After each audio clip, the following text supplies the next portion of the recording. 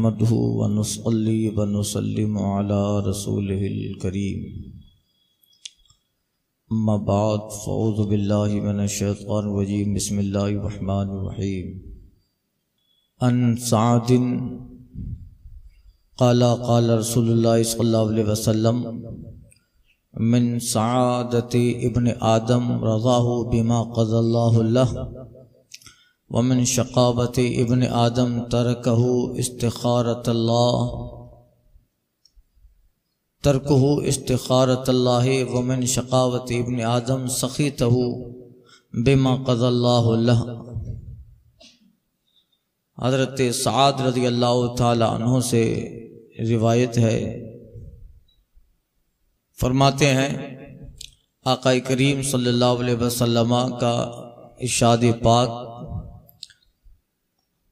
فرمایا، سرکار صلی اللہ علیہ وسلم نے انسان کی نیک بختی یہ ہے کہ وہ اللہ کے فیصلے پہ راضی ہو جائے، اور ابن آدم انسان کی بدبختی یہ ہے کہ وہ اللہ سے خیر مانگنا چھوڑ دے، اور ابن آدم انسان کی بدبختی یہ ہے کہ وہ اللہ کے فیصلے سے ناراض ہو جائے۔ انسان کی سعادت مندی یہ ہے کہ اللہ نے جو اس کے لیے لکھ دیا، رب نے بندے کے ساتھ جو معاملہ فرمایا بندہ اس پہ راضی رہے کہ جو کیا میرے رب نے کیا، اور اس پہ بندہ راضی ہو گیا، یہ اس کی سعادت مندی ہے۔ اور انسان کی بدبختی یہ ہے کہ اللہ سے خیر مانگنا چھوڑ دے، ترک ہو استخارت اللہ، اللہ سے استخارہ کرنا، خیر مانگنا۔ اس سے مراد یہ ہم جو استخارہ کرتے ہیں وہ نہیں ہے، اللہ سے بھلائی طلب کرنا چھوڑ دے۔ مطلب علماء فرماتے ہیں کہ دعا کرنا چھوڑ دے، مصیبت میں یا اچھے حالات میں وہ دعا نہیں کرتا ہے۔ دعا کا مطلب ہوتا ہے اللہ سے بھلائی طلب کرنا، اللہ سے خیر طلب کرنا، یہ مطلب ہے دعا کا۔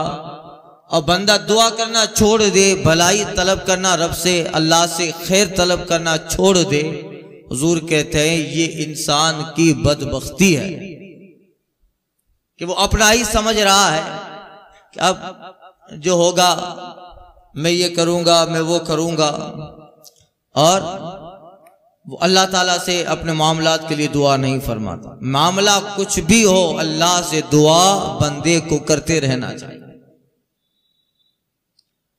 ہم لوگ پریشان ہوتے ہیں تو دعا کرتے ہیں، اچھا والے حالات ہوتے ہیں، بہتر ہوتے ہیں تو ہم دعا نہیں کرتے ہیں۔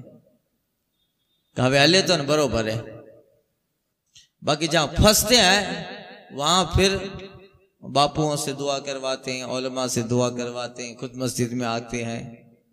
ویسے کہ ہونا چاہیے، مگر جب بندہ راضی ہے اور اللہ نے نعمتوں کا انبار دیا ہے تو اب اس وقت بھی دعا کرتے رہنا چاہیے، مولا تو نے جو نعمتیں دی ہیں اس کو برقرار رکھ، اس میں برکتیں عطا فرما، اور ان نعمتوں کے ذریعے سے میرے لیے سعادت مندی لکھ دے، یہ دعائیں کرنی چاہیے۔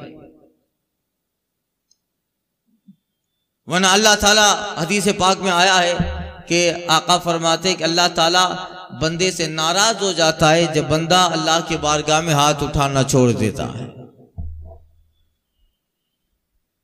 اسی لیے نمازوں کے بعد اہتمام کے ساتھ سرکار صلی اللہ علیہ وسلم احادیث میں تو آیا ہی ہے، دعا فرماتے تھے، اور پھر صحابہ تابعین کا اس پہ عمل رہا۔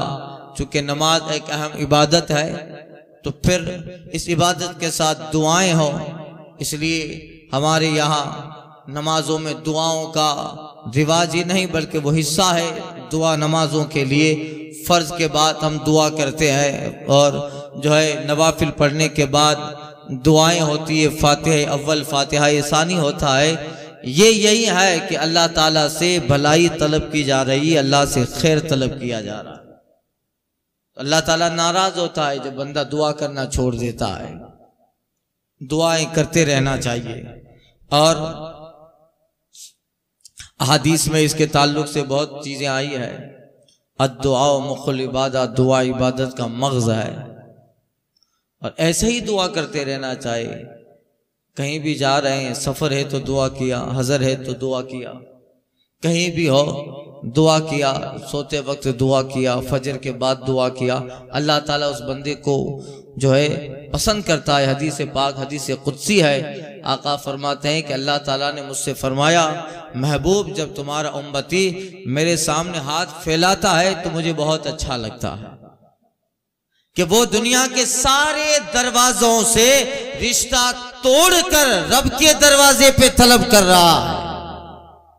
اس رب سے طلب کر رہا ہے جس کی شان یہ ہے کہ وہ کبھی بھی اپنا دروازہ بند نہیں کرتا، نہ کبھی بھی مایوس لوٹاتا ہے، تو وہ رب تعالیٰ کو اس بندے کی ادا پسند آتی ہے۔ ایک حدیث پاک میں ہے کہ اللہ تعالیٰ فرماتا ہے، محبوب مجھے حیا آتی ہے کہ آپ کے امتی جب ہاتھ اٹھائے تو بغیر کچھ ڈالے اسے خالی لوٹا دیا جائے۔ تو یہ دعائیں، ہم لوگوں کی عادت کیا ہے؟ ہم لوگ 4G 5G میں چل رہے ہیں۔ یہاں دعا کیا نا، کل مل جانا چاہیے، یہ ہمارا حال ہے۔ دعا کیا، ہم صبر نہیں کر سکتے۔ ہم لوگوں کی مینٹلٹی ایسے بنی ہے کہ یہاں دعا کیا اور کل ہو جانا چاہیے کام۔ حاجی صاحب برابر؟ تعجیل، اب تو زمانہ 2G سے 3G آیا، 4G آیا، 5G آیا، میگا سپیڈ زمانہ ہو گیا، MBPS بڑھ گئے، اب سب چیزیں تو ہم لوگ دعاؤں میں بھی بس فوراً اللہ دے دے۔ اللہ تعالیٰ قرآن میں فرماتا ہے وَكَانَ أَمْرُ اللَّهِ قَدَرًا مَقْدُورًا، اللہ کا ہر ایک کام اندازے کے مطابق ہے۔ کس کو کب کیا دینا ہے یہ رب ہی جانتا ہے، اور جب رب دینے والا ہے تو مناسب وقت ہی میں دے گا۔ اب بندہ دعا کر رہا ہے، مولا مکان بنانا ہے، کل پیسہ آ جائے، پرسوں پاؤ کھود جائے، اور ترسوں مزدوروں کو بلا کے کام شروع ہو جائے، مگر اس کا پیسہ پھنسا ہوا ہے، ملتا ہی نہیں ہے۔ آدمی بولتا ہے کل آ، پرسوں آ، اس میں 2-4 مہینے یہ دعائیں پہ دعائیں کرتا ہے۔ مکان بنانا ہے، اب وہ تو مایوس ہو گیا بندہ کہ پیسہ ہی نہیں مل رہا ہے، مکان بنانا ہے۔ وہ نہیں جانتا کہ اگر تجھے آج پیسہ مل جائے، کل تو مکان شروع کر دے، 1 مہینے کے بعد اپریل کے لاسٹ تک تیرا مکان بن جائے، مگر تو نہیں جانتا ہے تقدیر میں لکھا ہوا ہے کہ مارچ کی 1 تاریخ کو زلزلہ آنے والا ہے۔ مارچ میں زلزلہ، یہ مثال دے رہا ہوں، پھر آپ دماغ میں مت لینا مارچ میں زلزلہ آئے گا، زلزلہ آنے والا ہے۔ تو اگر آج ہی اللہ تعالیٰ تجھے دے دے، تو مکان بنا لے، تو مکان بنانے کے بعد کچھ مہینوں بعد بھوکمپ اور دھرتی کمپ آنے والا ہے، تیرا بنایا بنا مکان وہ جو ہے زمین بوس ہو جائے گا۔ لہذا اللہ تعالیٰ ڈیلے کر رہا ہے، اللہ تعالیٰ تیرے اس پیسے کو دینے میں تاخیر کر رہا ہے۔ زلزلہ آ جائے اس کے بعد مکان بنا، مکان بھی سلامت رہے، پیسہ بھی بچ جائے۔ اگر آج دیا تو آج ہی بنا لے گا، پھر زلزلہ آنے والا ہے، بنا بنایا مکان ابھی ہی گر جائے گا۔ رب جانتا ہے کب کس کو کیا دینا ہے۔ وَكَانَ أَمْرُ اللَّهِ قَدَرًا مَقْدُورًا، اللہ کا ہر کام اندازے سے ہے۔ اب تو اللہ تعالیٰ سے خیر طلب کرنی چاہیے، اس لیے دعا کرو۔ علماء فرماتے ہیں، صوفیاء نے لکھا ہے، دعا کرو کوئی بھی matter, in any condition and situations, کسی بھی کنڈیشن، حالت، سچویشن میں جب دعا کرو تو یہ دعا کرنی چاہیے کہ مولا جو میرے لیے بہتر ہے وہ فرما۔ اس لیے کہ کبھی کبھی ہم سلیکشن غلط لے لیتے ہیں. ہم کہتے ہیں مولا یہ کر دے, ارے یہ تیرے لیے بہتر نہیں ہے, تو ٹیمپریلی عارضی طور پہ سوچ رہا ہے کہ یہ تیرے لیے بہتر ہے, یہ تیرے لیے بہتر نہیں ہے. اس لیے علماء کہتے ہیں, صوفیاء کہتے ہیں دعا میں یہ کرنا چاہے کہ مولا یہ میرے لیے بہتر ہے نہیں ہے میں نہیں جانتا, مگر تو مولا ہے وہیں کر جو میرے لیے بہتر ہے. دعاؤں کا بھی ایک طریقہ ہوتا ہے. ہم لوگ ڈائریکٹ آ جائیں کھا لیں, ایسا نہیں ہوتا ہے. نہیں ہوتا ہے کہ اب بندہ ناراض ہوتا ہے کہ یہ ایسا نہیں ہوا, میں نے تو ایسا کہا تھا. ارے ایسا نہیں ہوا, تیرے لیے بہتر ہے. تو نہیں جانتا, رب جانتا ہے. تو نہیں جانتا رب. اس لیے علماء کہتے ہیں دعا میں یہ لفظ استعمال کرو, مولا میرے لیے وہ فرما جو بہتر ہو, میرے لیے جو بہتر ہو. اس لیے کہ جس کنڈیشن میں ہوں, میں سمجھ رہا ہوں کہ فلاں کام ہو جائے, یہ میرا دماغ ہے, مگر ہو سکتا ہے کہ میں غلط ہوں, یہ صحیح نہیں ہے میرے لیے. ہو سکتا ہے کہ دوسرے پارٹ اور دوسری سچویشن میرے لیے بہتر ہو. اس لیے علماء کہتے ہیں یہ ضرور کہو مولا میرے معاملے میں وہ فرما جو میرے حق میں بہتر ہے. اور ظاہر بات حدیث پاک میں تو ہے اللہ تعالیٰ مومن کے لیے بہتر ہی فرماتا ہے. سمجھ گئے؟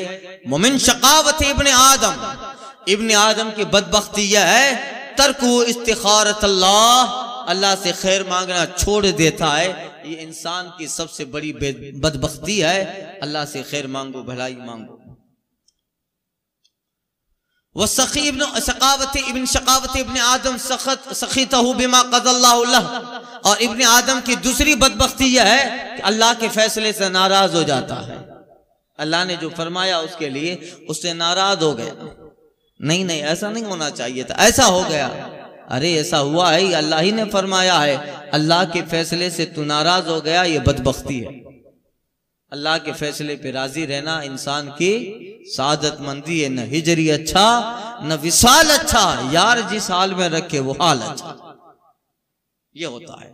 سنیے دوسری حدیث, الفصل الثالث عن جابر انه غزا مع النبي صلى الله عليه وسلم قبل نجد فلما قفل رسول الله صلى الله عليه وسلم قفل معه فادركتهم القائلة في واد كثير العظاه فنزل رسول الله صلى الله عليه وسلم وتفرق الناس يستظلون بشجر فنزل رسول الله صلى الله عليه وسلم تحت سمورة فعلق بها سيفه ونمنا نومه فإذا رسول الله صلى الله عليه وسلم يدعونا وإذا عنده عرابي فقال إن هذا اخترى علي سيفي وأنا نائم فاستيقظت وهو في يده صلتا قال من يمنعك مني فقلت الله ثلاثة ولم يعاقب وجلس متفق عليه. وفي رواية أبي بكر لإسماعيلي في صحيفه قال من يمنعك مني قال الله فسقط السيف من يدي فأخذ رسول الله صلى الله عليه وسلم السيف فقال من يمنعك مني فقال كن خير آخذ فقال تشهد أن لا إله إلا الله وإني رسول الله قال لا ولكني أعاهدك على أن لا أقاتلك ولا أكون مع قوم يقاتلونك فخلى سبيلا فأتى أصحابه فقال جئتكم من عند خير الناس هكذا في كتاب الحميدي وفي الرياض. اب دیکھیے حدیث کا پورا آپ کو واقعہ سنا دیتا ہوں. پہلے یہ ہے کہ ایک دن سرکار صلی اللہ علیہ وسلم سفر میں تھے. حضرت جابر بن عبداللہ, جب صرف جابر بولا جائے تو حدیث شریف میں سمجھیے گا کہ جابر بن عبداللہ ہی مراد ہے. جابر بن عبداللہ رضی اللہ تعالیٰ عنہ بھی ہیں ساتھ میں, اور کہتے ہیں کہ ہم لوگ نجد کی طرف ہم نے جہاد کیا. یعنی حجاز کا ایک علاقہ ہے نجد, عرب کا ایک علاقہ ہے نجد. عرب کے 5 حصے ہیں. کتنے؟ عرب کے 5 حصے ہیں. حجاز, عراق, بحرین, نجد و یمن. عراق عرب میں 5 اس زمان میں صوبہ ہوتا تھا, مگر آج تو ملک ہو گیا. تو عرب 5 حصوں میں تقسیم ہے.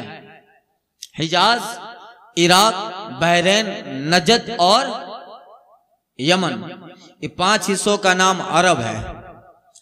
تو اب پورا ڈیوائڈ تھا، نجد ہے، یمن ہے، عراق ہے، تو آپ دیکھیں خانہ کعبہ میں کونے لگے ہیں، رکن عراقی، رکن شامی، رکن یمانی، رکن اسود، یہ جو کونا یمن کی طرف ہے خانہ کعبہ کا، رکن یمانی ہے، جو عراق کی طرف ہے رکن عراقی ہے، جو شام کی طرف ہے رکن شامی ہے، اور ایک کونے میں حجر اسود لگا ہے، رکن اسود، حجر اسود جہاں لگا ہے۔ تو خیر کوئی چھوٹی موٹی جنگ تھی، اور سرکار صلی اللہ علیہ وسلم بھی ہیں۔ حضرت جابر کہتے ہیں کہ ہم لوگ لوٹ رہے تھے، تو پھر ایسا ہوا کہ رات میں دوپہر کا وقت ہو گیا، ہم لوگوں نے ایک جگہ پڑاؤ کیا، فقائلہ یعنی ہم لوگ دوپہر کو تھوڑا سو گئے، دوپہر کو سونا سرکار کی عادت کریمہ، سوئے۔ اب ایک اعرابی اسی علاقے میں گھومتا تھا، وہ غالباً اسی لیے گھومتا تھا اور اسے بہت زمانوں سے رسول پاک صلی اللہ علیہ وسلم کی تلاش تھی۔ وہ ایک شجر تھا، درخت سایہ دار، اس کے نیچے صحابہ بھی سو گئے، کچھ دور سرکار بھی آرام فرمانے لگے۔ اب ہوا یہ کہ لوگ الگ الگ چھوٹے چھوٹے درخت لگے تھے، الگ الگ جگہ درختوں کے نیچے اپنا سونے لگے، اور سرکار صلی اللہ علیہ وسلم بھی ایک جگہ اپنے تلوار نکالی، تلوار سرکار صلی اللہ علیہ وسلم نے درخت میں لٹکا ڈالی، اور سرکار بھی آرام کرنے لگے۔ تھوڑی دیر نہ گزرنے پائی تھی، حضرت جابر کہتے ہیں کہ سرکار صلی اللہ علیہ وسلم ہمیں آواز دینے لگے، تعجب ہوا، ہم لوگ اٹھتے پھر سرکار صلی اللہ علیہ وسلم کو اٹھاتے تھے، آج حضور ابھی سوئے ابھی اٹھ گئے، تو آواز لگانے لگے۔ ہم لوگ قریب گئے تو کیا دیکھا کہ ایک اعرابی دیہاتی سرکار صلی اللہ علیہ وسلم کے قریب کھڑا ہے، اور کچھ معاملہ ہوا تھا۔ معاملہ یہ ہوا تھا کہ وہ اعرابی گویا حضور ہی کی فکر میں تھا کہ کہیں ملے تو قتل کر دوں معاذ اللہ۔ تو سرکار نے جو تلوار شریف اپنی لٹکائی تھی، اعرابی آ کے اس نے تلوار نکالی، اور نکال کر سرکار صلی اللہ علیہ وسلم کے در پہ ہو گیا، حضور کے سامنے ہو گیا، اور سرکار کی دشم نازنین کھل گئی۔ آقا دیکھتے ہیں تو اعرابی کہتا من یمنعوک منی، اے محمد صلی اللہ علیہ وسلم آپ کو مجھ سے کون بچائے گا؟ جب یہ کہا اس اعرابی نے، حضور کہتے ہیں فقال اللہ ثلاثا، سرکار نے 3 مرتبہ کہا اللہ بچائے گا، اللہ بچائے گا، اللہ بچائے گا۔ یہ لفظ کلمہ جلالت، لفظ اللہ حضور کی زبان اقدس فیض ترجمان سے نکلنا تھا کہ اس میں وہ ہیبت تھی، وہ ڈر تھا، وہ پاور تھا۔ اللہ سن کر اعرابی کے ہاتھ سے تلوار گر گئی، تلوار گر گئی۔ سرکار صلی اللہ علیہ وسلم نے تلوار اٹھا لی، حضور اوپر تلوار کرنے لگے۔ حضور فرماتے من یمنعوک منی، بتا اب تجھے مجھ سے کون بچائے گا؟ تجھے مجھ سے کون بچائے گا؟ اب حضور کے پاس آ گئی تلوار، اور حضور کے ان لفظوں میں جو پاور تھا، اللہ کہا۔ آج بھی صوفیاء کرام اور بہت ہم نے کافی علماء کرام سے سنا ہے کہ جب وہ ذکر کرتے اللہ تو پھر لوگ ڈر جاتے ہیں، اللہ لوگ کلمہ جلالت میں ورد میں پاور ہوتا ہے، وہ اب حضور کی زبان سے نکلے اللہ اللہ۔ اعلیٰ حضرت کہتے ہیں ان کے باتوں کی لذت پہ بے حد درود، ان کے خطبہ کی ہیبت پہ لاکھوں سلام، ان کے خطبہ کی ہیبت پہ لاکھوں سلام۔ یہ ہے تو اب سرکار نے تلوار لے لی، اب حضور کہتے بتا اب تجھے کون بچائے گا؟ اتنے میں صحابہ آ گئے ہیں۔ اب اس نے جب دیکھا بازی نکل گئی تو وہ کہتا ہے کہ یا رسول اللہ کن خیر آخذین، آپ تو بہتر پکڑ والے ہیں، بہتر پکڑ والے ہیں، یعنی یہ ہے کہ آپ بہتر پکڑ والے، مطلب ایک ہوتا ہے بری پکڑ والا، بہتر بری پکڑ والا کیسے کہتے ہیں معلوم ہے کہ جس کو قبضہ آ گیا، جس کو پاور مل گیا تو بدلہ لے لیتا ہے۔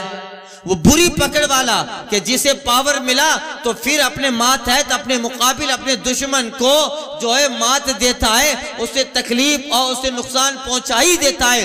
بہتر پکڑ والا ہوتا ہے کہ جسے طاقت ملتی ہے تو دشمن کو معاف کر دیتا ہے، وہ بہتر پکڑ والا۔ اعرابی کہتا ہے کنت خیر آخذ، یا رسول اللہ آپ تو بہتر پکڑ والے ہیں، یعنی جب قبضہ آ جاتا ہے تو بدلہ نہیں لیتے، چھوڑ دیتے۔ اب اعرابی بھی بڑا خوددار تھا، بڑا خوددار تھا۔ آقا کہتے ہیں ٹھیک ہے چل، تو فقالا تشہد لا الہ الا اللہ وانی رسول اللہ۔ حضور کہتے ہیں اچھا اب تو یہ گواہی دیتا ہے کہ اللہ کے سوا کوئی معبود نہیں اور میں اس کا رسول ہوں۔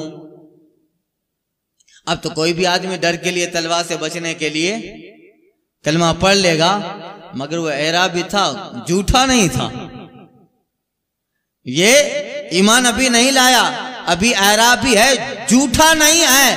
اب اسے کہہ دینا چاہیے تھا، صحابہ جمع ہو گئے، سب ہے، حضور کے دستے کرم میں تلوار ہے۔ حضور کہتے ہیں بول، تو گواہی دیتا ہے ان تشہد ان لا الہ الا اللہ، کہ رب کے سوا کوئی معبود نہیں، وانی رسول اللہ، اور میں اس کا رسول ہوں، گواہی دیتا ہے؟ کہ نہیں یہ گواہی نہیں دوں گا، یہ گواہی نہیں دوں گا، مگر ایک وعدہ کرتا ہوں، لن یقاتلو کا، آئندہ آپ سے لڑوں گا نہیں، اور جو قوم آپ سے لڑے گی اس کا کبھی ساتھ نہ دوں گا۔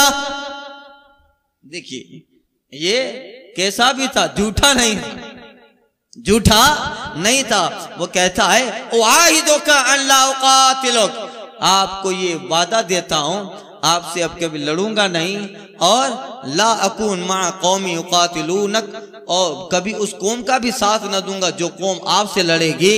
فخلا سبیلا، راوی کہتے ہیں حضرت جابر کہتے ہیں سرکار نے اس کا راستہ چھوڑ دیا، کہا جا چلا جا چلا جا۔ اللہ اللہ، جو تلوار لے کے حضور پہ کھڑا رہ گیا تھا، آج حضور کیا کہہ رہے ہیں؟ راستہ چھوڑ دیا۔ فخلا سبیلہ، اس کا راستہ سرکار صلی اللہ علیہ وسلم نے چھوڑ دیا۔ فاتا اصحابہ، جابر کہتے ہیں وہ صاحب اپنے قریب والے رشتہ داروں میں اپنے ساتھیوں کے پاس گئے اور کہتے ہیں اے لوگو جیتکم من عند خیر الناس، اے لوگو میں ایک ایسے آدمی کے پاس ہو کے آیا ہوں جو ساری مخلوق میں بہتر ہے۔ جیتکا من خیر الناس، میں دنیا کے سب سے بہتر آدمی کے پاس ہو کے آیا ہوں، جس کی شان یہ ہے کہ جس کو طاقت ملتی ہے تو چھوڑ دیتا ہے، اور جس سے طاقت نہیں ہے، یعنی اگر اس کے اوپر تلوار میری آ جائے تو پھر ڈرتا نہیں ہے، اسے کامل بھروسہ رب پہ ہے، اور طاقت ملے تو چھوڑ دیتا ہے۔ جیتکم بی خیر الناس، اے لوگوں میں بہتر انسان کے پاس سے ہو کے آیا ہوں۔ بتائیے دشمن گواہی دے رہا ہے، یا رسول اللہ جو تیری جان کے دشمن تھے وہ بھی کہتے تھے، یا رسول اللہ جو تیری جان کے دشمن تھے وہ بھی کہتے تھے امین تو ہے، صداقت کی آبرو تو ہے۔ وہ پھر راویوں نے لکھا ہے کہ وہ تو ایمان لے آیا، اس کا پورا قبیلہ ایمان لے آیا۔ اے محبت میں وہ تاثیر کہ بنے سنگ بھی موم، حسن اخلاق سے کافر کو مسلمان کر دے۔ یہی ہوتا ہے۔ سنیے اب ترجمہ سناتا ہوں۔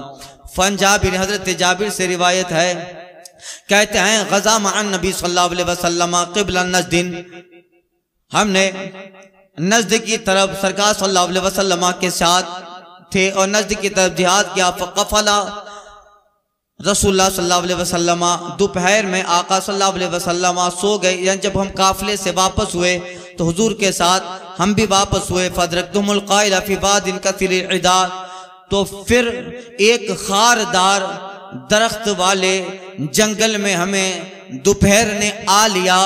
وَتَفَرَقَ النَّاسِ، لوگ کہتے ہیں فنزلہ، سرکار اترے، وتفرق الناس یستظلون بالشجر، لوگ بھی اپنی سواریوں سے اتر کر سایہ تلاش کرنے لگے۔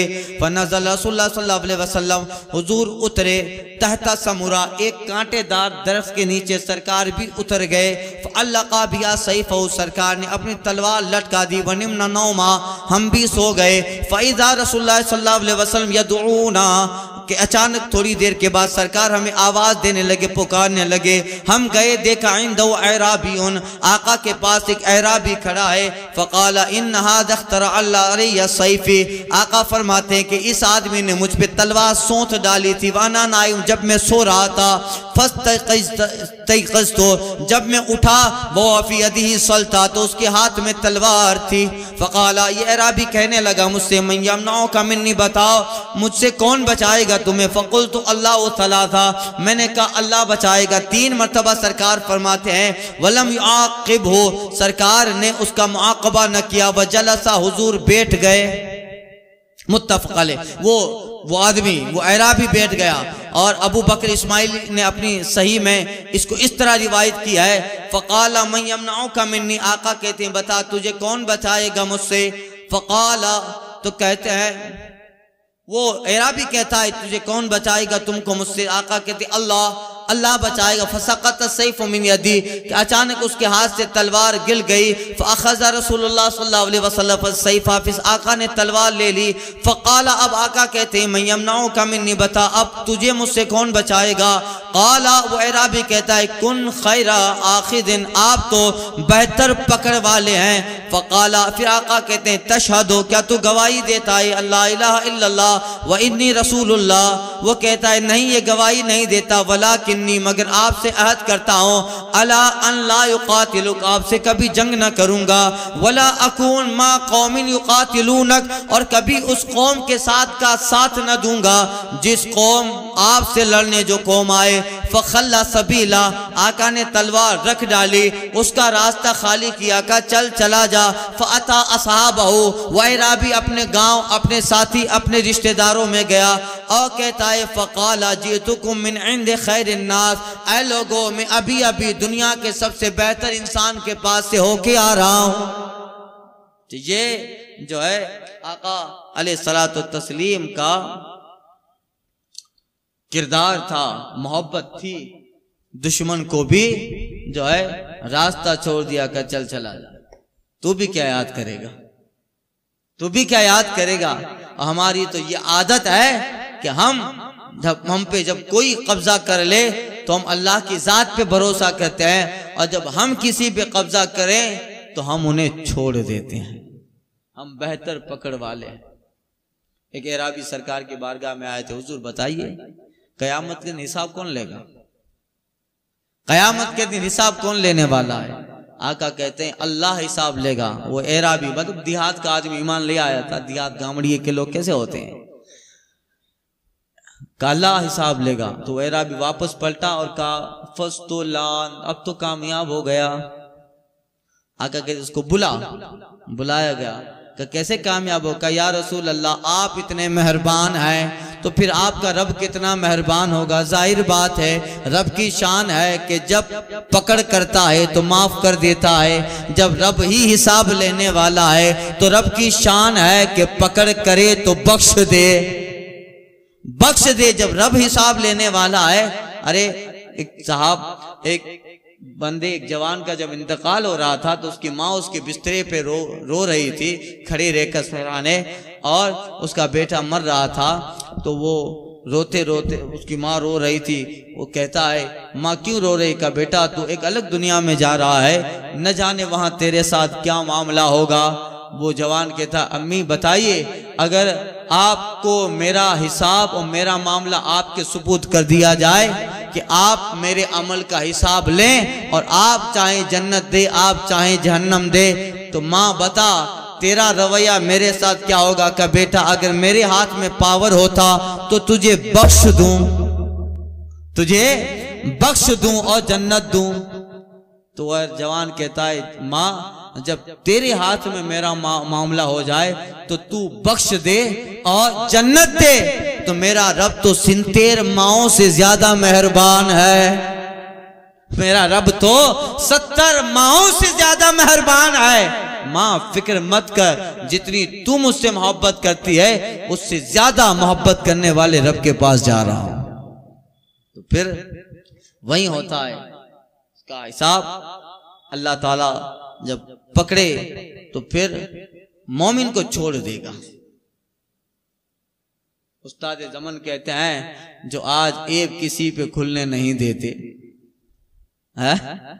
آج ہزاروں ایبوں پہ پردے لگے ہیں.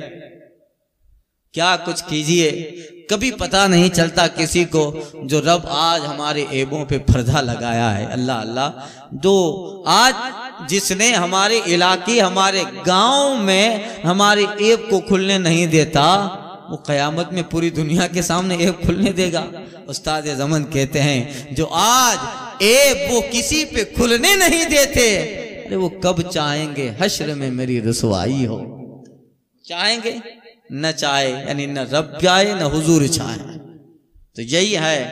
اور پھر رب تعالیٰ بہتر پکڑ تو کرتا ہے مگر بخش دیتا ہے۔ اعلیٰ حضرت کہتے ہیں کھڑے ہیں منکر نکیر سر پر، نہ کوئی حامی نہ کوئی آور، بچا لو آ کے شفیع محشر تمہارا بندہ عذاب میں۔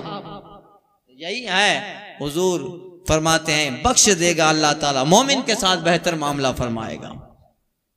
تو یہ آقا علیہ الصلوۃ والتسلیم کی شان ہے، اور حضور بھی مہربان ہے، اس لیے رب بھی رحیم ہے، حضور بھی رحیم ہے۔ رب بھی رحیم ہے، حضور بھی رحیم ہے، اور رب تو رحیم بھی ہے اور رحمان بھی ہے۔ رحیم سے زیادہ درجہ رحمان کا ہے، رحیم سے اونچا لفظ رحمان ہے۔